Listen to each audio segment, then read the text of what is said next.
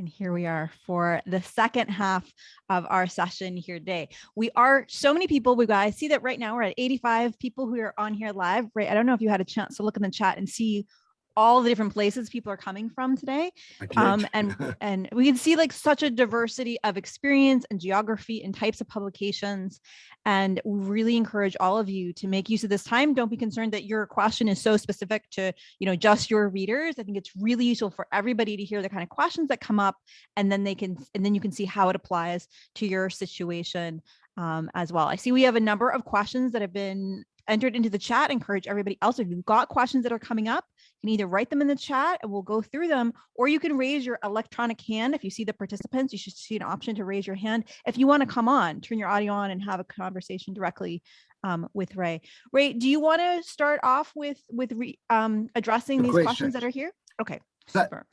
So very quickly about community journalists dealing with specific things like accidents. What I'll do, so there is an instruction to the police from police management setting out that journalists should not be interfered. They should not interfere at the scene of an accident or crime, but they are entitled to be there and to photograph.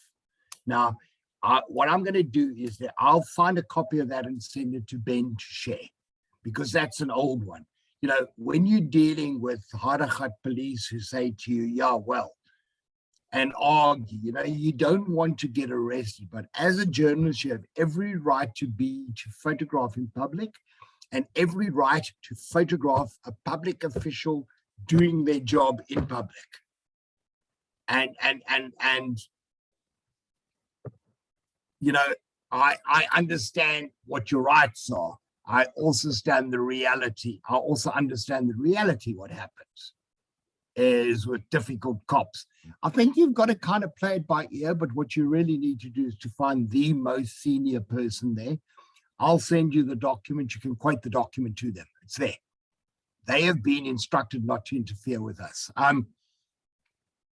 So peer-reviewed papers. So particularly during COVID, there's been a lot of papers that have been put out that are yet to be peer reviewed. They're really quick, and they are put out for the reasons of further investigation. So I think if a paper hasn't been peer reviewed, you need to say it hasn't been peer reviewed and explain that. But the one thing to do is to check on the credibility of the academics and say who the academics are. If the people are putting it out, and the one is a professor emeritus of medicine at such and such a university, etc. I think the more information that you can give to your reader to understand the credibility of the source, I think that's what you can do. To actually go out and to reinvestigate something you don't understand, don't bother. You're just going to get into trouble. What topics are likely to be the focus of fake news? Well, I guess you guys are seeing it all the time, in that there's been some kind of unrest and they're photographs, and you need to check all those photographs genuine. There was the story very recently about I forget where it was in Cape Town or Joburg, about the Uber driver who was killed. He was subject to so-called mob justice because someone put out a rumor that a car that looked like his was driving around kidnapping kids. So I think you need to be very, very careful about sharing that place. If someone puts out, and the police have put out a warning about a vehicle like this, don't share it. Go to the cops and ask them, have they put it out? If they have, then tell your readers, we've checked it and this is genuine. If they haven't, tell your readers so that they don't continue sharing it. But be very careful when one person with one follower on Twitter tweets something outrageous, and then you retweet and you say it's fake. All you're doing is you're giving that thing wings. That's all you're doing. There are times when you've got to make a judgment call. Will I cause more damage by sharing it and saying it's fake. Sometimes it's best to just ignore it. I think, was there one more question? There is one more question, and I'm also curious, Ray. I'm curious if we sort of also take Simpiwe's question and turn it around to everybody here. I am very curious to know if you all are seeing particular areas where you notice that at your publication you're seeing fake news coming up much more often. If you want to drop that into the chat, I think that'd be useful to see if we can see those trends. If we tease that out, is there a specific topic where you're most likely to see more fake news coming up? And then there is another question. There are a couple more here. One is from Rick, who asked, this is a slightly different question, but I think it does apply to what we're talking about. When it comes to taking photos at accidents and crime scenes, is there such a thing as taking a photo that is too gruesome to use for an article? What's the limit when it comes to photos? And I think in terms of this discussion, it's like, if we don't share that info, there's an implication is like, is there disinformation by not sharing all that we have? I think is how it applies to today's topic. Well, I would say to you that every paper has its own rules about what it will share. So I'm very old fashioned. There are children reading a publication. So I don't believe in kind of mainstream swearing. If it's a publication that's going to carry swearing, a magazine or that's fine. But in a case like this, ask yourself a question: will that photograph enhance my story and people's knowledge of what happened?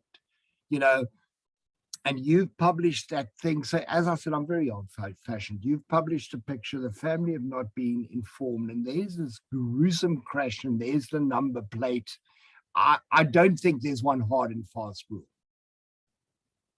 I really don't think there's one hard and fast rule. I think it's a judgment call, and that judgment call should not be made by the report on their own. It should be made in conjunction with your editor. But really, does it really help to show bodies all over the road? Unless the call might be, it's the middle of holiday season, there's carnage on the roads, and this is a shocking enough picture that we want to get a message across. I'm not a great fan of publishing pictures of dead people and bodies for the sake of the shock value. It's really, really, really got to add something to your story. We see other people, Wallace is saying, not all pictures are suitable to be published. And I'm curious, Ray, just like as the follow-up with that, is there an issue where you have the photos and to not be publishing them, could that be considered disinformation? Like there's information that's being withheld, or is that just news judgment? No, it's news judgment. It's news judgment. And, particularly younger reporters. So I don't believe many of the people who are on this call, beyond the editors, the editors have the ability to publish without it going through the editor or the news editor, whatever you have. The real problem is when you're out in the field and you're tweeting, or you're posting to Facebook. You're not sending it back to the office, you're doing live reporting. I would err on the side of not publishing gruesome. I really would. I think that you may anger your readers, you will hurt people. And what is the value? It's a bit clickbaitish to me. Thanks. Marietta is also saying that Tembisa 10 is a good example of a local story that called for a lot of fact checking. And I also noticed that one or two of you have sort of unmuted yourself, and I'm not sure if that was intentional or if you actually wanted to come on. I saw Shirley just now unmuted. Do you have a question for Ray that you wanted to unmute yourself and ask by audio? If there's anybody who wants to do that now, there's a perfect time to do it if you prefer to talk directly. And it may have been inadvertent. Anybody have any additional questions? Let's go ahead then. So I'm now going to show you a few tools. I see time is marching on. So I'm going to show you a tool called, let's just have a look at my tools, which ones I do want to show. Just give me 1 second, please. Sorry, just bear with me 1 second, guys. Yeah, that's our WhatsApp chat. We're seeing your WhatsApp chat, Ray. We were just sort of commenting behind the scenes of how many people were coming on. It's great to see that there's such a great turnout. And I was asking how many people were registered, because as of yesterday, it was just over 100, and there were 87 people on live, which I've never seen that many people, that high a percentage show up live for a webinar. So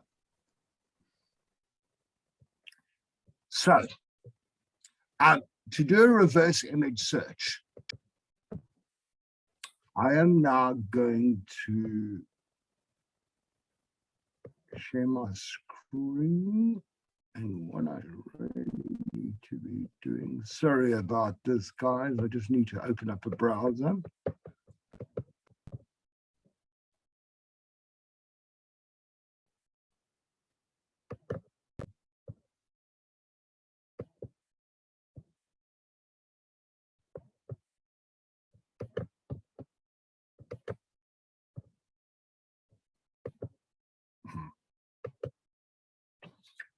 So one of the things, just before we go on to fact checking, if you ever look here, what I have done, all my Twitter tools, I've created a folder in my browser extension. Now, if you ever lose it, where it says bookmarks, I'm on Chrome, where it says bookmarks, and that is tick says show bookmark bar. If you ever lose your bookmarks,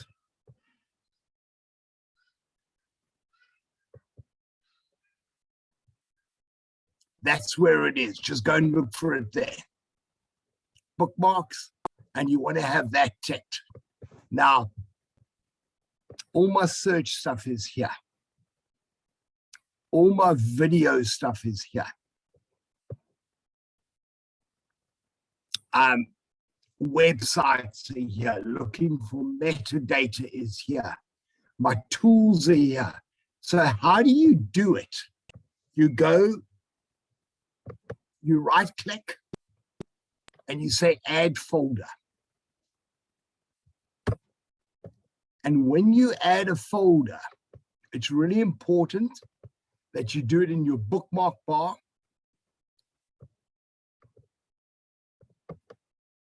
And I'm going to add a folder. I close that down, and I give my folder a name.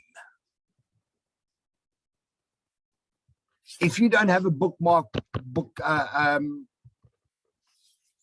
if you don't have that bookmark bar, it'll be there. If you create a bookmark and you can't find it, it's going to be in your drop-down menus. So these are all my bookmarks, and it'll be at the very end, the very end of this, any new one. And so here are all my fact-checking tools. So what I'm going to do here is, so this tool is called Invid We Verify. Now, on that sheet that you're going to get, it's there. And once you've downloaded the bookmark bar, it's giving me an option of open the assistant for the current page, or open the toolbox. And in the toolbox, we've got video, we've got images.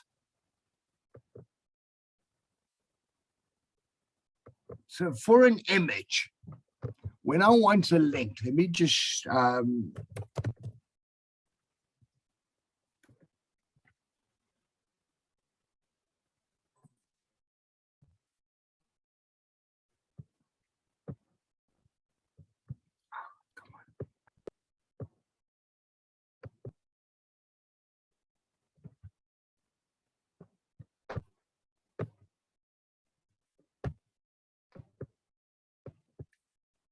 if you want to search for a picture,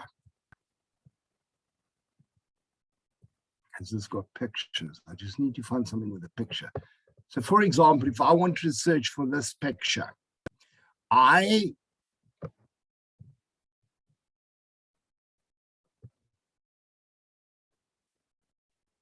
got my reverse image searches because I've already downloaded them. But if I to search for a photograph, which will come up now, you've got to click and go to the page where the photograph.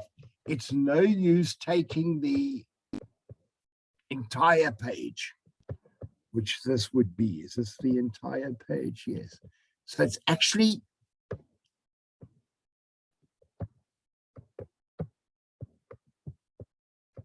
sorry, it's playing silly buggers with me. And this is not a very good example. Let's just go to Times Live.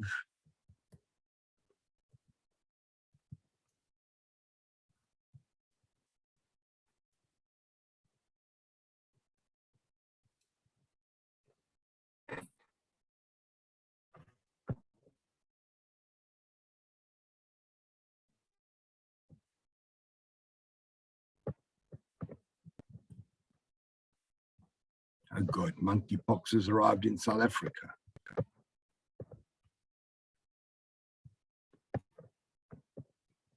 Once I'm on that photograph, because I've downloaded these, and you will get all the links to download them from the store. There on my right-hand click on my reverse image searches, there they are. So this one, it's called REVEYE. If you just go to your app store and download Revi, it gives you the ability to search Google search. Bing is Microsoft. Yandex is China and Southeast Asia. Because sometimes when you search for something you might not find on one website, you'll find on another. And this is actually what I'm looking for, is Tanai.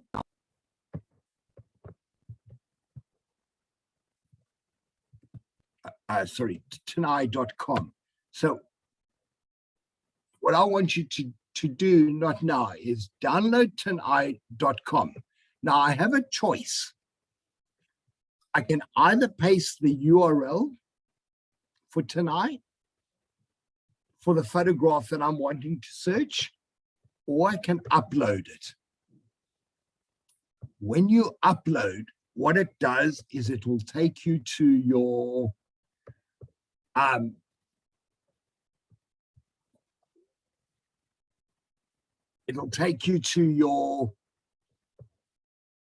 the contents of your computer.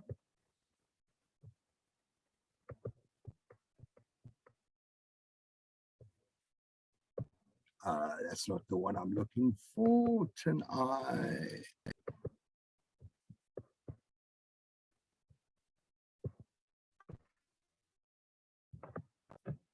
So what I've done is I've gone into I've said upload.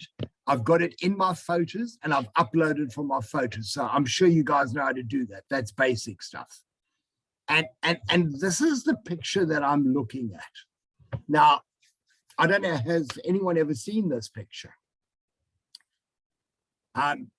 So one of the things about fakery is the best fakery has always got a grain of truth to it. So that's Babes Buduma and JZ. So ask yourself the question, does Jacob Zuma love women? Does Jacob Zuma love dancing? And the answer is going to be yes. Already there's a grain of truth. So what I've did is I've uploaded it from my photo file.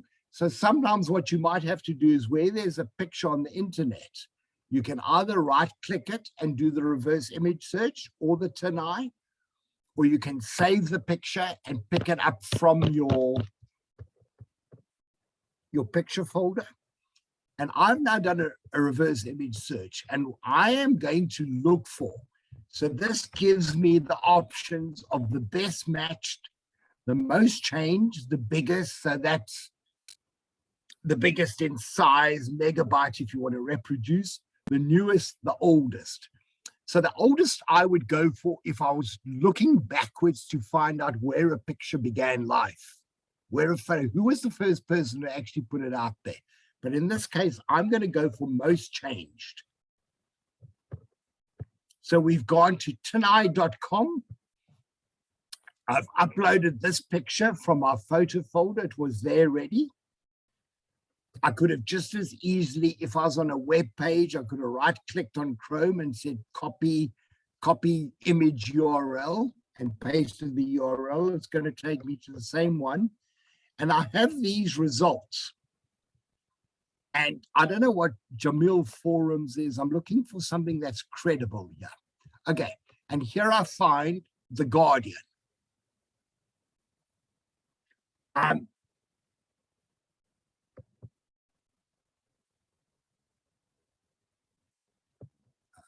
Second, let's first start with this.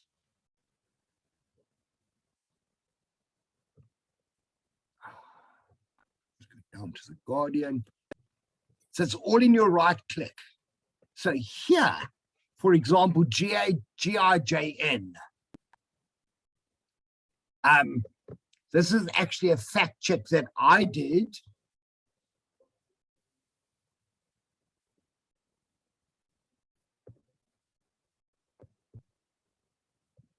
It's a fact check that I did, and you don't need to fact check much further, but I have got it automatically.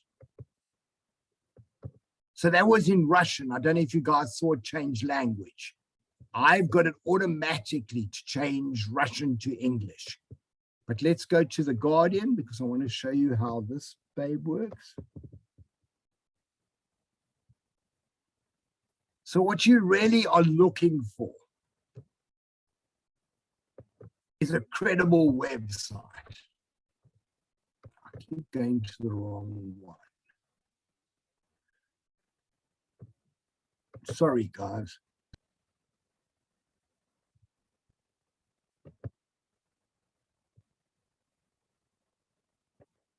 And I click on the photograph.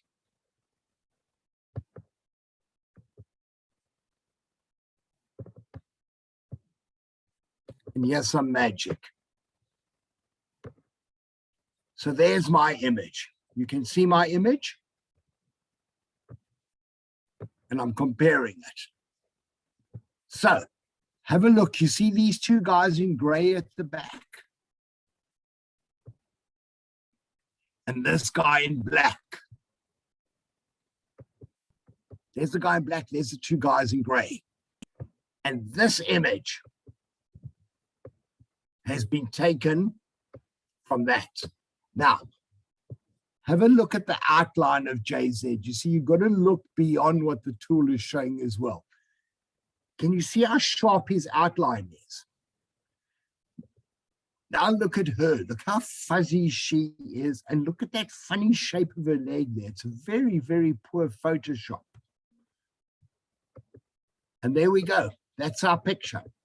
Now, on the same thing,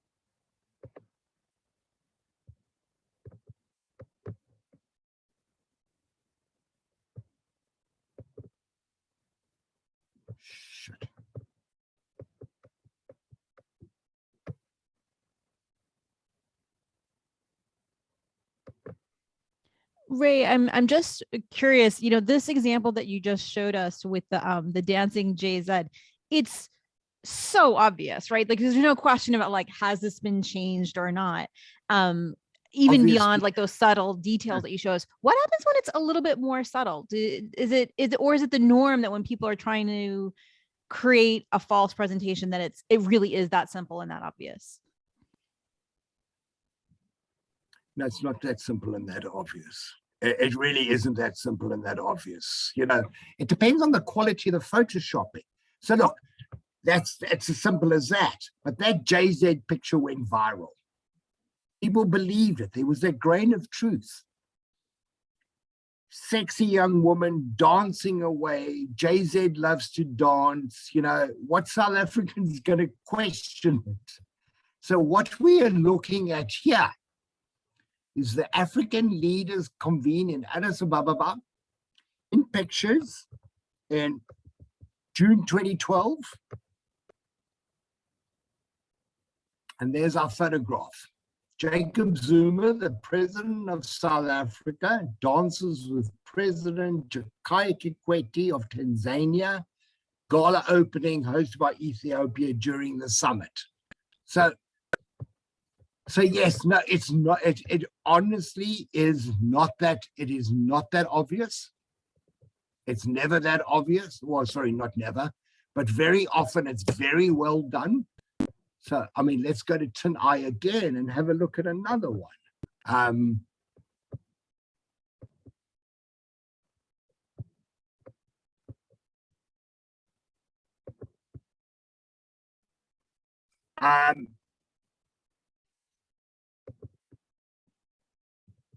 Who remembers this?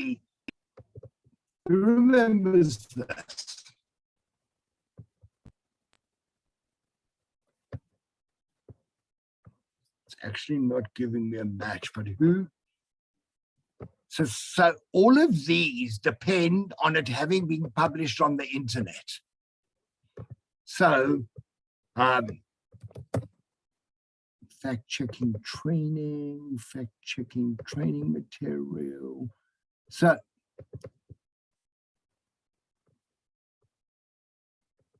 who remembers this story?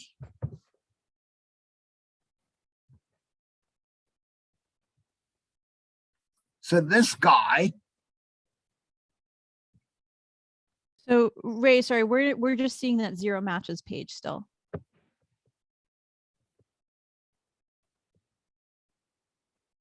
And we do have a question that is kind of related. I don't know if you want to take a step away to hear the question, or do you want to finish this one with the sun? Okay. So does anyone remember the story about the guy who put in an insurance claim and was rejected? The next thing, an email was going around where someone who worked for My Way supposedly sending this email calling him a black, for the punishment of black people. So it says that they've received an instruction to reject 90% of any claim put in by black people, and it talks about black baboons and that sort of thing, punish these black baboons. The Daily Sun ran the story. It became a very big story.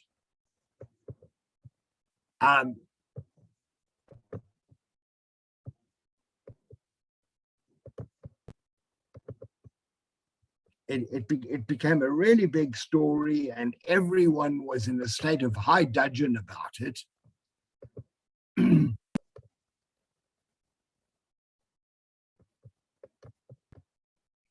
So this is the email that was circulated widely on social media. So what he'd done, he turned it around. What he did is he hit reply and then he edited it. And this poor woman got doxxed, because she'd written to him rejecting the claim. And in the this is a reminder of yesterday managers meeting. Now, the meeting, the date of the email is Monday the 27th. If it was a managers meeting, it would have been held on a Sunday. Highly unlikely.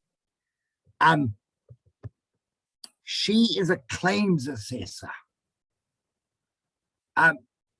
She would not be saying all this stuff. And as you start going through it, using your eye, there are a hell of a lot of errors there that have been made. So advance with extreme caution with these kind of things. So where is my, that's what I'm looking for.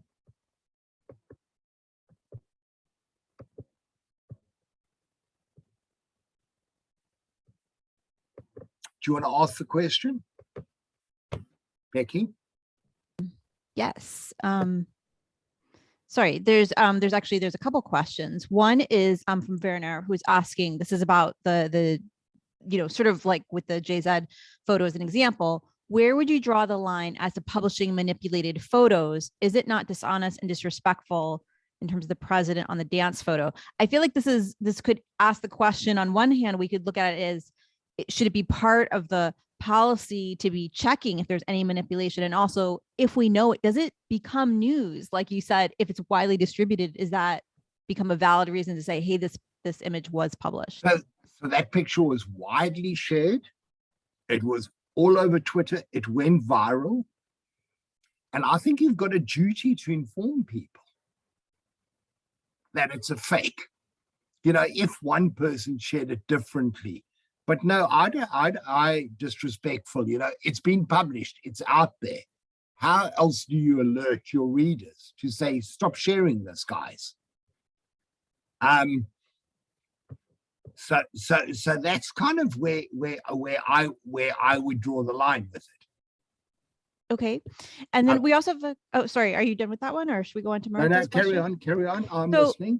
Marita's also saying that we've tried to use TinEye with different photos, but it keeps on saying 0 matches. So this is sort of possibly a technical question. Does that mean that there's no matches, then that means it's okay? Or does that mean that there's possibly a technical issue? So no, it doesn't mean it's okay. What it means is that TinEye has not scraped. It could be a variety of reasons. It might be very new, and their crawlers haven't found it. The alternative is it's never been published online. All these tools depending on something to be published online. So this brings up the question of WhatsApp. And if a photograph is taken in WhatsApp and only shared on WhatsApp, you will not find in a reverse image search until it's published online. You will not find it in TinEye. But with WhatsApp, you need to actually try and get back to the source and try and find out. You see, if it's in a WhatsApp group, it's going to leak out. And talk to the people in the group. But WhatsApp is one of the biggest problems, one of the biggest conundrums today that are facing that are actually facing people who are doing fact checking. It's a huge problem. So this invert, a Facebook image, you can literally put the link of the photograph. Now with Facebook, what you got to do, and with Twitter, is you got to click on the photograph so that you're getting the link for the actual photograph. With Chrome, you can right click on a picture and save this URL. And you put it in here and it will go backwards. And if it's been published, it will find the source of the image. Now, I'm not going to go in great lengths. Here is a tutorial. Here is a fantastic tutorial that teaches you. It's an all-in-one tool that I really think, there's not enough time in training like this to teach you every tool. But this is a tool that you really need to get into. So video analysis. Put in the YouTube, Facebook, or Twitter link, and it will take you back to the source of that.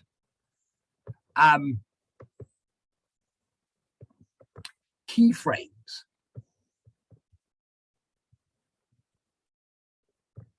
If you insert the video link, it will break it up into frames out of the video, which you can then do a reverse image search on. It's that simple. That's what it's doing. Other tools we're looking at,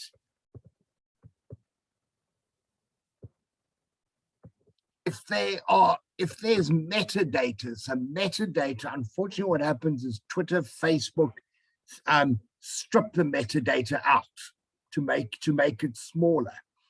So the place to look for metadata is when a picture is published online, take that URL And many times what you're looking for there is who took the picture. So photographers, for copyright reasons, will embed their details into the metadata. The most important thing you will find in metadata is the creation date, when that photograph was created. So if you've got a photograph that purports to be about an incident that happened last week in Cape Town, but the metadata shows you that that picture was created in 2018, then you know it cannot relate. And it's very easy to switch, submit. What it also has, what InVid also does do, they are advanced tools. When you're ready, when you go into the advanced tools, there are some very, very powerful tools. This one, what you don't want to do is go and publish a picture and there are rights to it. Someone owns the rights. This one will help you find the owner, the copyright owner of the photograph. So this tool, what you do is you go to InVid. Listen, the links are on the thing that I'm going to give you. So I won't go any more. Here, this picture, because I have downloaded reverse image search Revi,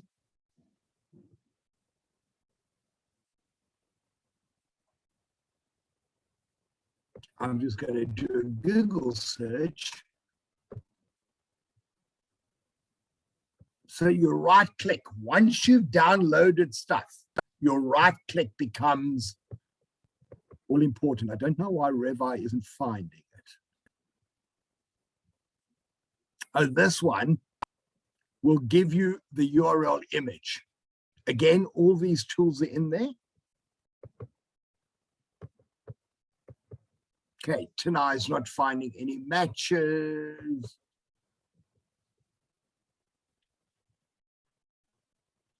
And there it has, Microsoft Bing has given me all the details where this picture was published. I quite like Bing, by the way. It searches quite deep. So there's a YouTube video with the actual thing. And there's another place where it's been published. And he has all the related stuff. This is on the same day. You can see the same scenario in the background. So you've got to be very careful with this stuff because it gets very, very, very addictive. Extremely addictive. You know, once you get into fact checking, you can't stop. There's a related question to that, Ray. We've got like just about a half hour left before we start to wrap things up. And so we still have time for people's questions. We do have a question from Michelle, who's asking, if we were to choose 2 new apps to use in our jobs as journos, which 2 would you say is something we can't go without? And so it's already starting to say, like, what do we start with or what do we end with? And I know that people are going to get a long document, TinEye. TinEye. So let's have a look at the actual document. I would say TinEye and the ability to do reverse image searches. So you can see I've got multiple stuff. I can search for metadata. So the ability, so TinEye is a reverse image search. So if you have no other reverse image, use TinEye. And I think another really important one is Wayback Machine. And again, I've downloaded Wayback Machine. And what I normally do when I go to a page that could change, that save page now is going to archive it. It's actually going to archive it. So that even if the page is removed, I will always have an archived version of the page. If I can go to older versions, newer versions. So if you download TinEye, if you go to a page that has disappeared, it'll automatically throw an error up on your screen. that will give you the ability to search for previous versions. So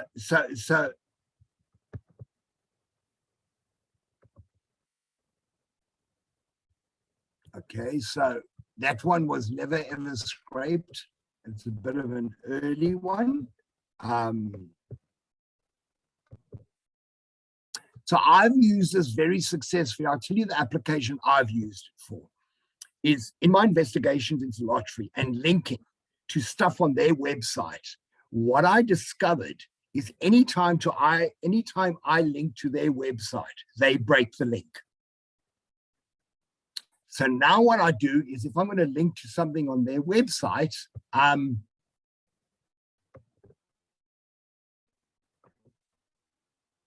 I make an archive version, but I've always got the ability to go back to a previous version. And because I've downloaded it, I'm going to look for the oldest version. See, the moment I've downloaded it, there it all is in my browser.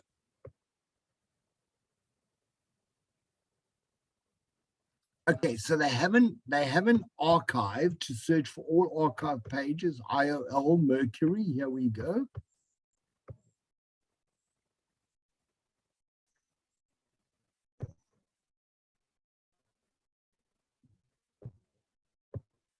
And what it's going to do, God, this is huge. It's going to take me back to previous versions of that website. So even if the web page is removed, so there it was linked, 3 captures, no duplicates, uniques. Let's go far back. Let's go here.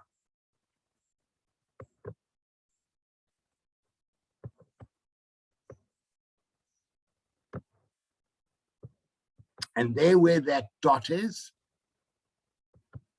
exactly where that dot is. So these are 2 that I would default to all the time.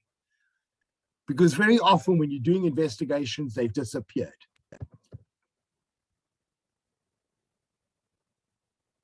And it's redirecting me and it's going to take me backwards. Storm.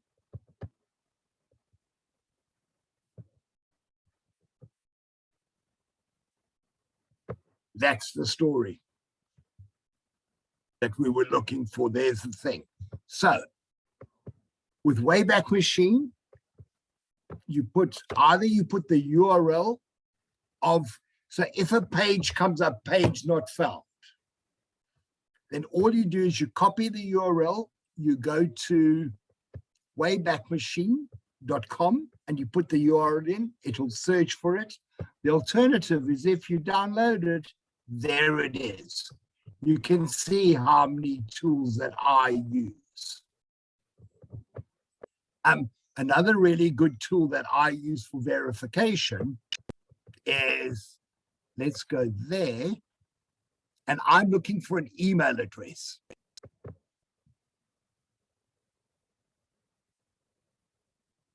Again, that's Hunter, and it's in the list, and you're downloading it. And what it's going to give me is all IOL's protocols for a website. So there we go. Okay. So look what they do. So if you want an IOL person's website, first name, surname at IOL. That's their protocol. Sorry, you were going to ask, Becky? I just couldn't see the actual emails on Hunter, but I see them now. I use that one as well. And I think that Michelle's question is great. I mean, you're giving like the very straightforward, like here's a couple to go to, but the notion of like, everybody does not need to master all of these tools that you're introducing, but saying like, here's 2, I'm going to pick and use them every week to get comfortable with them. It makes a huge difference.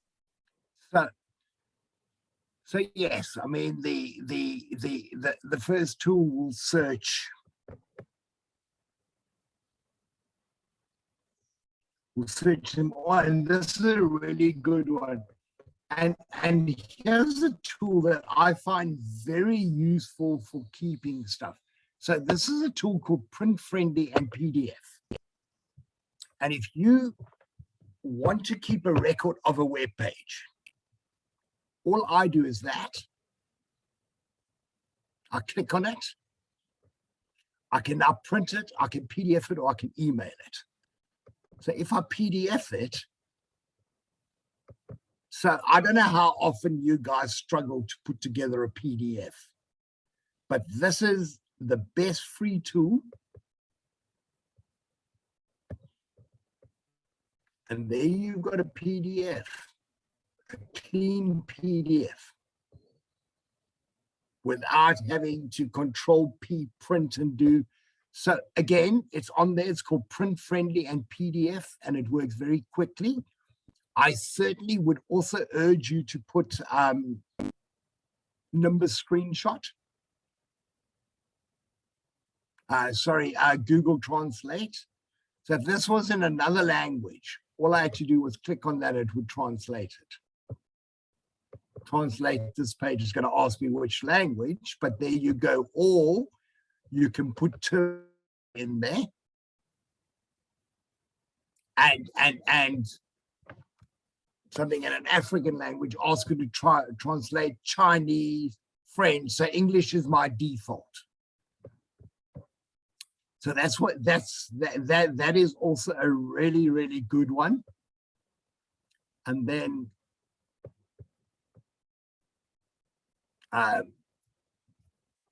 so Google has got a reverse image search. Now with Google reverse image search, you don't get this on your phone. You see that camera there. So it's called Google Images, images.google. I think it's just Google for Google Images and you arrive at this page.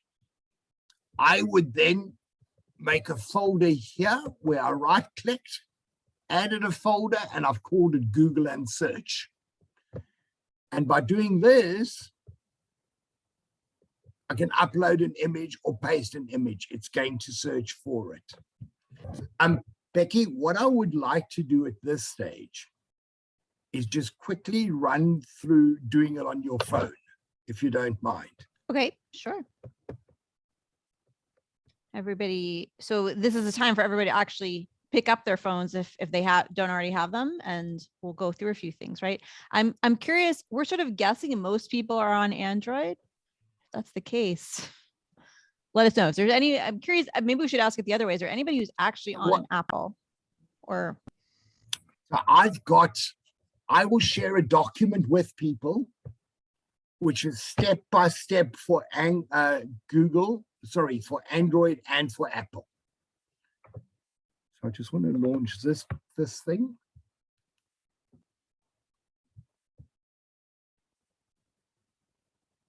I think one of the great things about having other people in your newsroom, if you're going in physically, is you can ask other people, get out your phone and ask. If you're here with somebody else from the same newsroom, to be able to look over one another's shoulder is a great thing. But we're essentially going to do that with Ray. We're going to look over his shoulder on the screen. So the problem with Apple is like their chargers. They keep changing.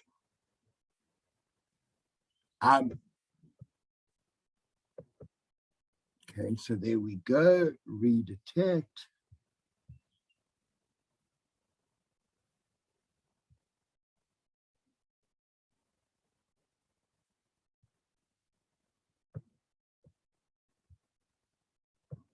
So more or less, like Android is Android, and every Apple has got its own way of doing things. Kind of, you can't see that, right? Can't see it yet, no. Okay, I think you're not sharing. I think you're not sharing yet.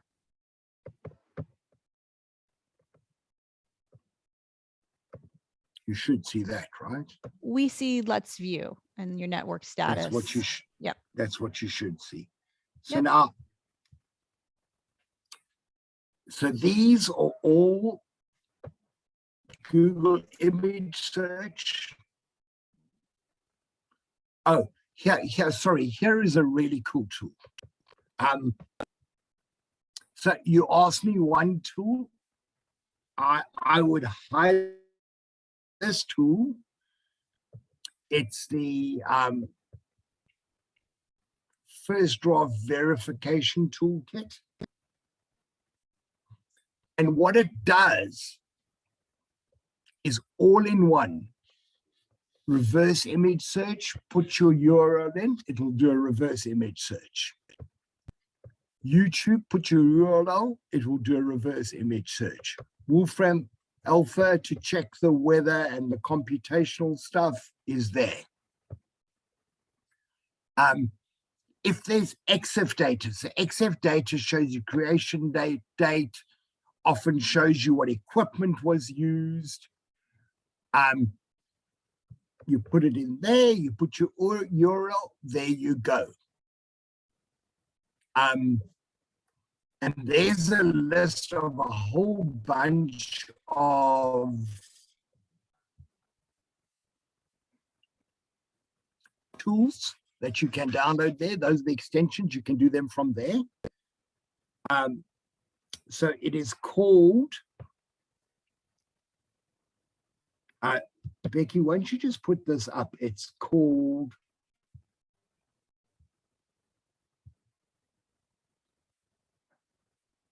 You want the URL of the first draft news? Is that what you're asking for? yes, so no, so for that actual tool, the first draft news. So it's firstdraftnews.org. So all you need to do is search for first draft news and verification toolbox. And what you arrive here. So for provenance, the ability to do reverse image search, I'd say this is a go-to tool because it's got so many tools in one. Reverse YouTube, date and time, EXIF, they're the browser extensions.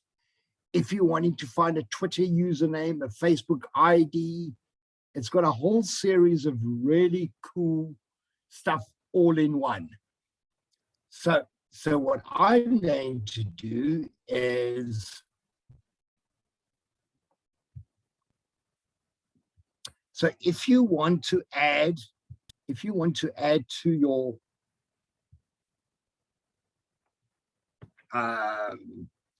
so I'm going to go to, let me see which tool I'm going to use.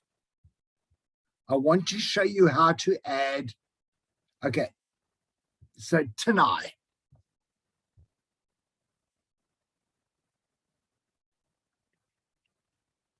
Now, with Tanai, to add, so you have a choice. You can either go to your app store and download the app.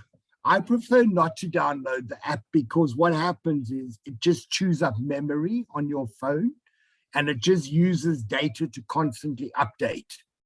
So what I do is I'm at First Draft News. Maybe you guys can all, sorry, Tanai. All of you go to tanai.com on your phones. Now, with Android, we're add to home screen, and with an Apple phone at the bottom, you've got a whole series of icons. You need to find the icon that is add to home screen. And I can't help you beyond that because Apple changes from version to version. But along the bottom, there's a whole series of icons. So all you do is you go to add to home screen.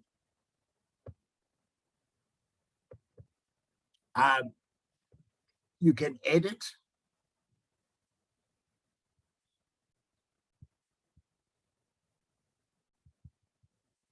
And when you press add, you will end up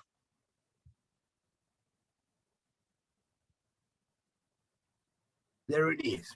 That T is Tanai. So now let's go to another one.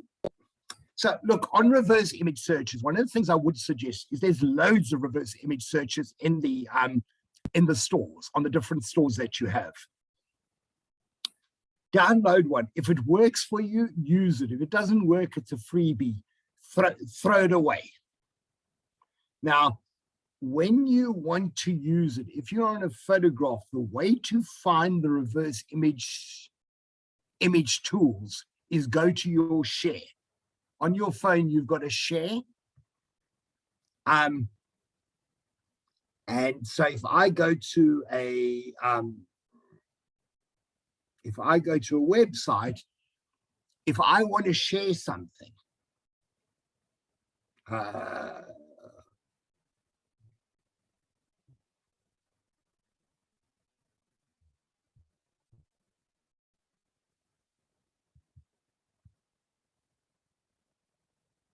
Times Live. Sorry, at the moment, I'm having to do this on my phone. That's why I'm no longer working with my cursor. And in your drop-down menu, you have the share thing. There's my Wayback Machine that I've put here, that I've got here.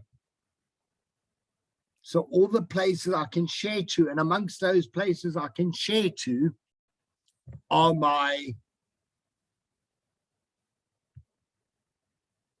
geez, guys.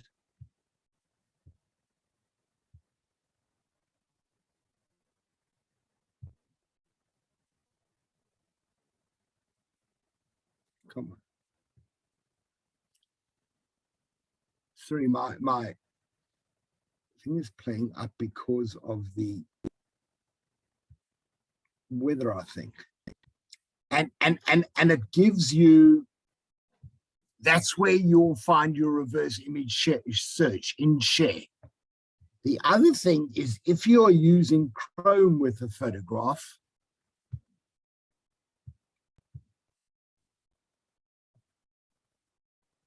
okay, so that's a video. So there's where you can copy the link address if you press on a photograph. I'm really just looking for an ordinary photograph, you know. Okay.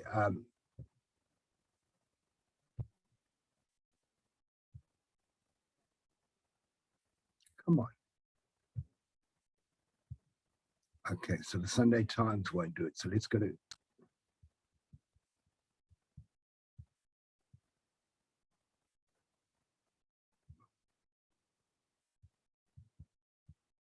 So I'm going to show you a piece of magic.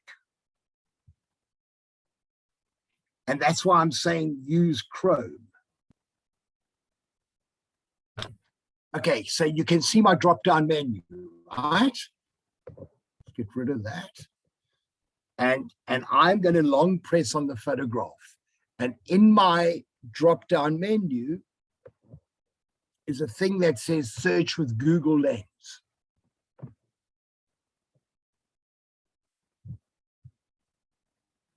That's just a long press. That's all it is on the photograph. And there it is. It's done a reverse image search. And all I've done, literally all I've done, you can actually change the shape. You can take pieces of it. So it's in the Google Chrome. And there it is. It's identified Zonda. So to go back a step, literally, I've got my phone. I'm long pressing on the picture.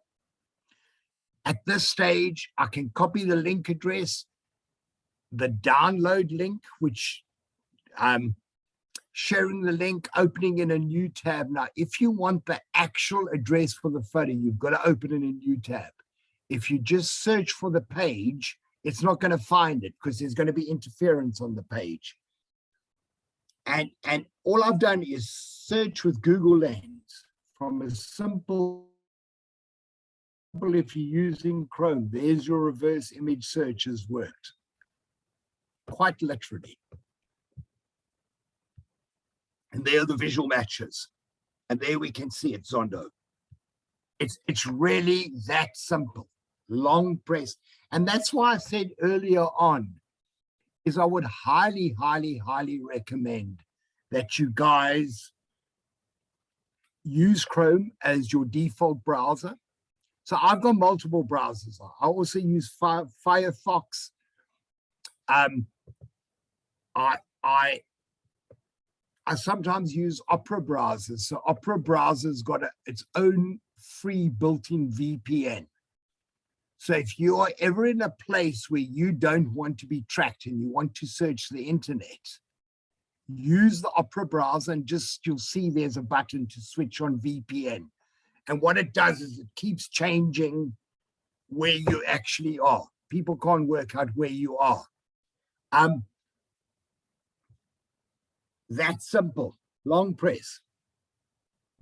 Long press does it. And I'm now just going to open up one other thing.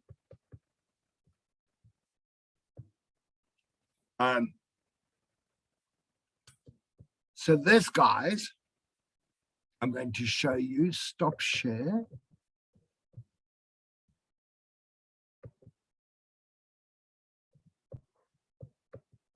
You will get this document. Reverse image search tools. And here is a list of tools. So add them to you, and each time there's a URL. Add them to your home screen the way I did. Look, if you want to go and download the app, do. But if you download too many apps, what's going to happen is you're going to run out of space. So rather just go to the three dots, add to home screen, edit what you wanted to read. So there's a reverse image tool. There's a thing about how to do a reverse image search. There's a Revi. Revi does not work on phones. Does not work on phones.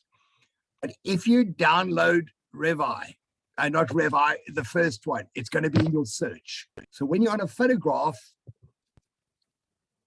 all you do is the three dots, or at the bottom, however you search with a with an iPhone, and just do search, and it'll pop up. There, this is a really nice one, because what this one can do, this reverse image search, and there it is. You can also take a photograph of something in a newspaper. So you don't have an online picture, but you can photograph it in a newspaper, or you can photograph a poster and do a reverse image search of that. That allows you to do that. There is TinEye. Okay, here we go. These ones are for iPhone. All of these are for iPhone. And there's a whole bunch of fact-checking tools, which I have broken up actually into, you've got a PDF that's, Ben, that you will give people. I last updated on 2022. So what you're going to do is you are going to get a PDF of it. What I would urge you to do is go to this address.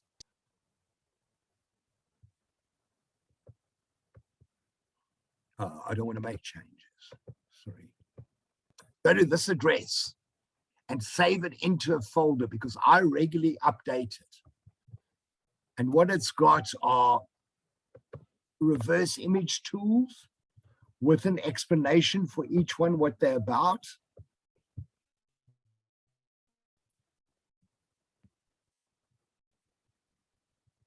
So Fact Check Explorer, Google have literally built a search engine that if you want to fact check, is chocolate bad for dogs? You type it in and it'll go and find fact checks for you. So I don't know if anyone has ever come across it, but it's absolutely amazing. You just type what you want to know, and if it's been fact checked, it will. This one, have pictures been changed again? All of this is very self-explanatory. Videos. There's the first draft news. Remember the toolkit we spoke about? There is the URL.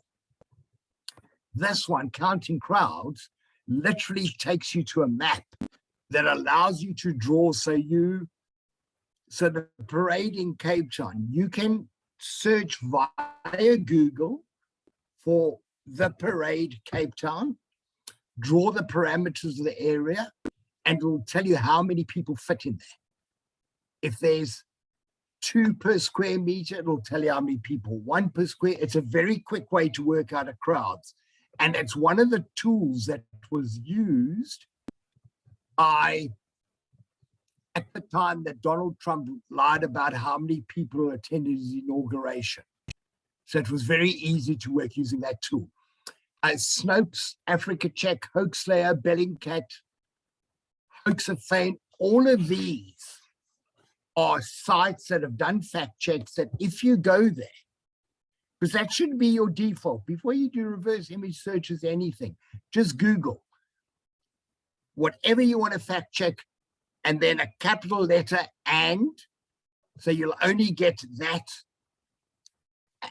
and fact check, and it'll take you to any fact checks that have been done. If there's no fact check, then you've got to start on your own. Getting these are Twitter searches, advanced tools. This thing is fantastic. Yeah. Yeah, Ray, yeah. I think you maybe have one more tab open than what can we see? We're still seeing your fact checking toolkits page, but all the links you're talking about. Okay, so everything you're talking about though is in this link. Ben has just dropped in the link. And more. Everything and more. And you just mentioned not starting off on your own, but I think everybody's got like a great like springboard here today of looking at some of the most important stuff, where to get started, and just like a glimpse of the power of what. So when I started fact checking, so guys, I assess people who want to join the International Fact Checking Network, and what that is they have been verified as trustworthy and they're doing it right. And I'm an assessor I do assessment of people who want to join, organizations from all over the world. When I started out, I had to teach myself everything because none of this was available. We're talking about years ago with fact checking. And it's not, it really is not that difficult. So here you are, list of tools. How to create a Google alert. I don't know how many of you have got a Google alert, but it's how to do it. I would actually put up a Google alert for the name of your town and tenders, or your area and tenders. Arrest, think about it. I've got permanent fact check, permanent Google alerts on my name, so that I see where my copy is being used. There's Wolfram Alpha, alternative search engines. Here is how to find out when a website was first posted on the internet and finding cache versions. Finding people. So a lot of that stuff really works better for the United States and the UK. It doesn't work that well for us, but it does work. You've got screen grab tools. I quite like Nimbus, and I also quite like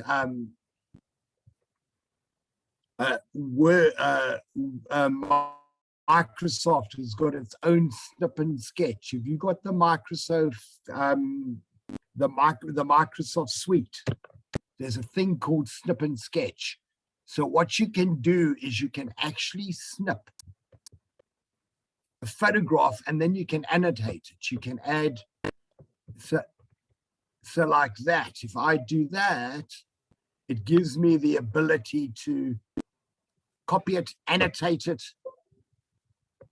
So there it is. I've also just dropped in at the very beginning. You shared with everyone your WhatsApp and your email. I've redropped them in the chat because that is that's also in the documents, but one of the most valuable pieces of information we have is to be able to get in touch with Ray again. So this one is called Snip and Sketch. It's part of your if you're using Microsoft, it's in there. What you can do is you can crop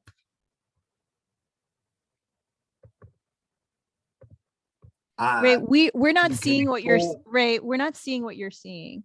We're all still on this fact. Sorry. Yeah.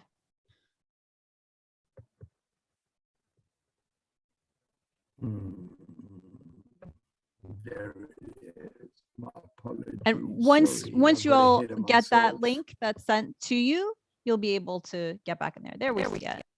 Just like a snip. If you want to, there's screen captures. So sometimes when you go to a dodgy website, and as an investigative journalist, I don't want to leave footprints. I don't want a dodgy website.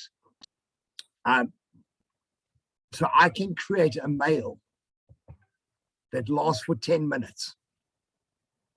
And I'd rather use my iAfrica one, Becky, rather my iAfrica address. So there you can get, so when you're signing up to something, you don't want to get spam. You can create an email that lasts for 10 minutes, long enough to sign you up. And there is this very comprehensive list of tools. Here is a free PDF conversion. Just tell me if you're seeing this one, Becky, sorry. Yeah, we are seeing that, right? But I think that we're actually just past time. So I think people are going to need to go into this document and all the extras that we haven't gotten to. There's so much in there that I think a lot of it is self-explanatory once they start playing around. I just wanted to show them, if you've got a PDF, you want to convert it to Word, here's a free tool. You click on it, you drag the PDF in it, and it'll turn it into Word. You want to turn a PDF into a PowerPoint, a PDF into Excel. If you want to turn Word into PDF, a JPEG, all these are all free tools. So just before we go, are there any questions? The only question that I see that hasn't gotten addressed is just Liesel's asking can you just briefly repeat how to check where your copy is used because of republishing as their own content? That's a Google alert. It's a Google alert. So what you do, and if there are any freelancers, so what I do, I don't do it as often, but I used to, with a Google alert, if my name appears in a publication I don't know about has stolen it, I send them an invoice. So half the time they just ignore you. Quarter of the time they come back and offer a compromise. And 25% of the time they just pay you because you bust them. So what I'm saying is how to do it is just set up in that list is a thing, how to set up a Google alert. If you're working on a story, set up a Google alert. Set up a Google alert for your town. Set up a Google alert for your town and mayor. Set up a Google alert and Auditor General.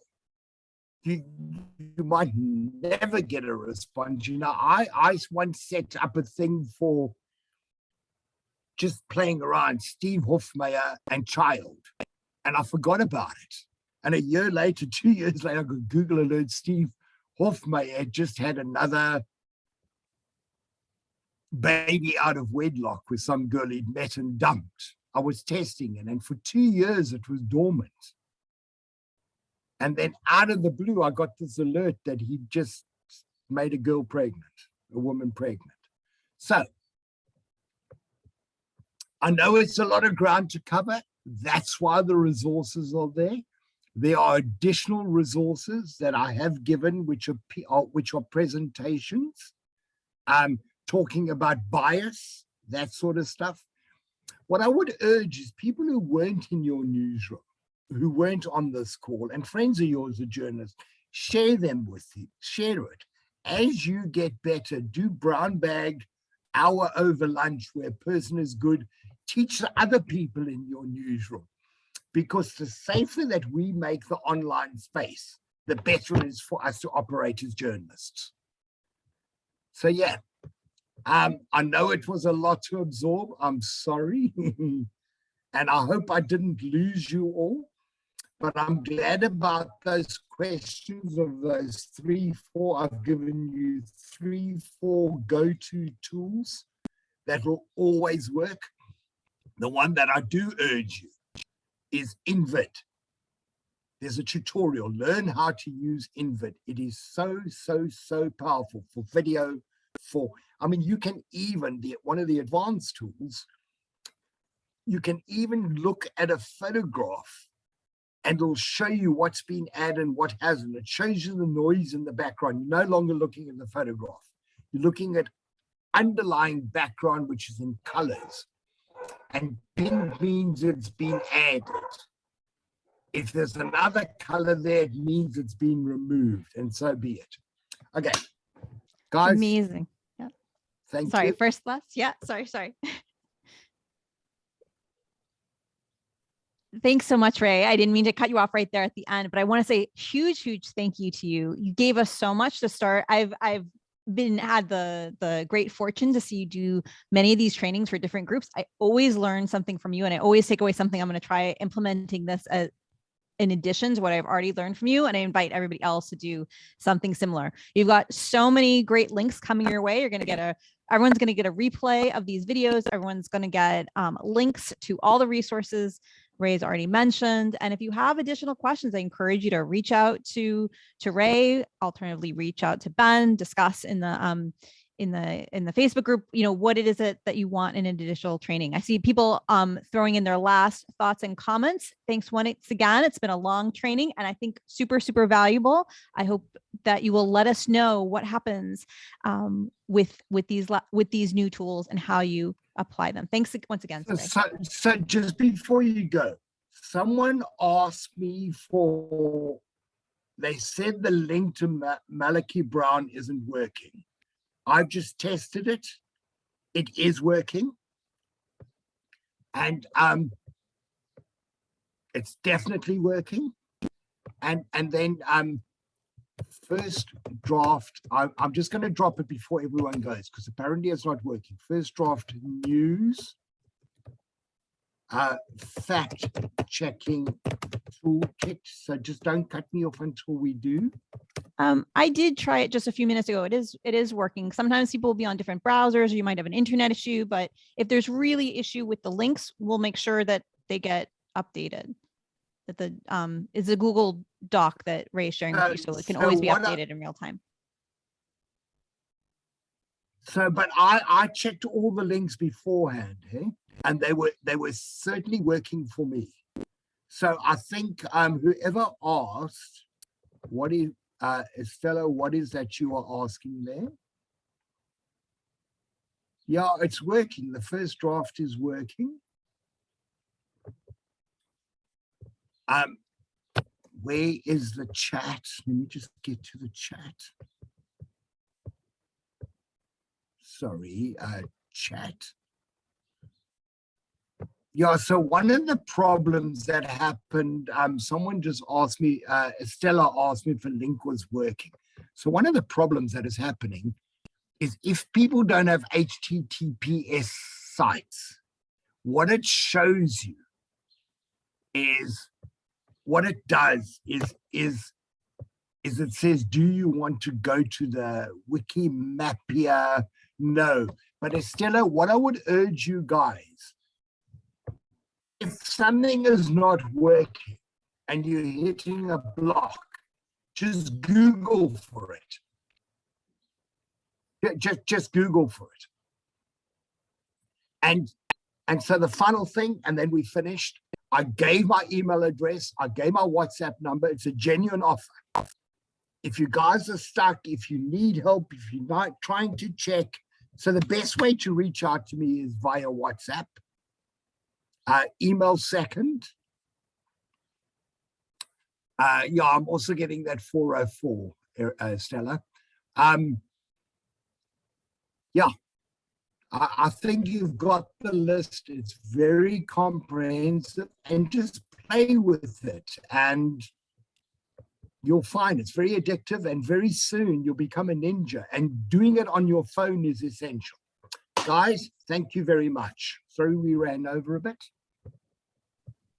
Have a good day. Have a good rest of the day, and thank you very much for your time.